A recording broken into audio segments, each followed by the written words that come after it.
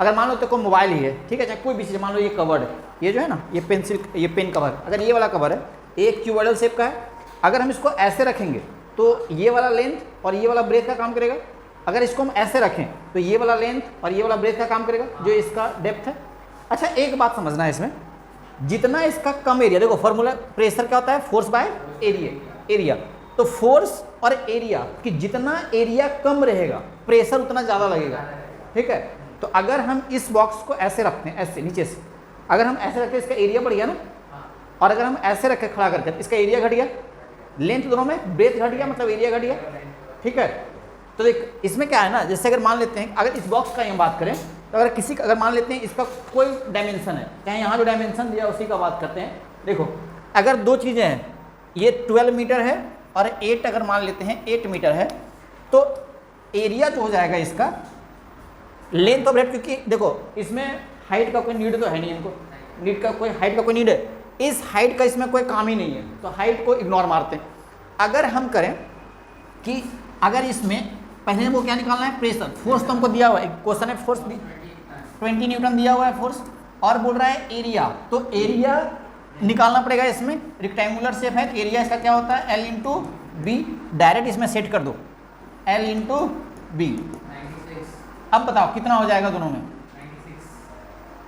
20/12 into 8, ठीक है। जो कटने वाला जिसको काट दो, 3 4 5 जा 12, 4 2 जा 8, और कहीं कट रहा है नहीं, 5/24, इसको पॉइंट में कैंसिल कर लो, ठीक है। ये ना मीटर्स, ये ना पास्कल में होगा, किस में होगा, पास्कल में होगा।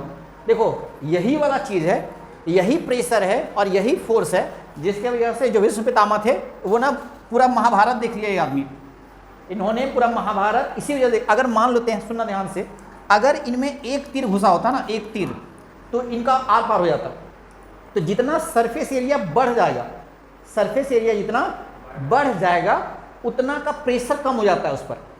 ये बहुत सारा लगा है तीर, इसके वजह से ये जिंदा है आदमी, और अगर एक तीर लगता तो ये पूरा आर पार हो जाता है ना, ये पूरा आर पार हो जाता, मौत। लेकिन ये सेम क्वेश्चन है, जैसे कि हम लोग क्या करते हैं ना, एक कील पर खड़ा रहेंगे तो पैर में घुस जाएगा, लेकिन अगर बहुत सारे कील्स हैं उस पर खड़ा रहेंगे तो पैर में नहीं घुसता है। सेम है यहाँ पे, बहुत सारे हैं यहाँ पे कील लगे हुए, तो ये आराम से टंगे हुए आराम से, लेकिन अगर एक रहता तो ये पूरी तरह से अंदर नीचे आ जाते हैं, है ना।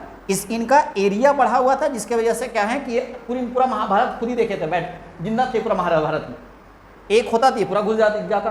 तो वही चीज़ है कि देखो अगर एक पिन पॉइंट पर अगर प्रेशर लगता, अगर कोई पिन पॉइंट पर प्रेशर लगता तो ये पूरा आर पार हो जाता, लेकिन क्या हुआ कि बहुत सारे तीर लगे हुए थे, तो इसका जो सरफेस एरिया है वो इंक्रीज हो गया, है ना, बढ़ गया सरफेस एरिया।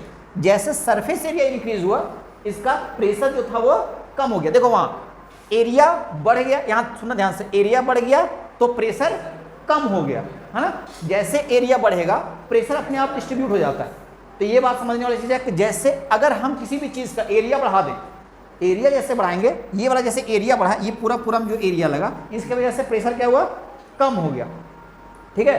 तो ये चीज़ें पूरी आर पार नहीं हुआ, इसलिए यहाँ यहीं तक रह गया पूरा, और इसके वजह से ना बहुत ज़्यादा प्रेशर नहीं पड़ा चीज़ पर। अगर ये प्रेशर पड़ता तो ये आर पार हो जाता है ना, तो वो मारे जाते, लेकिन ऐसा हुआ नहीं, ठीक।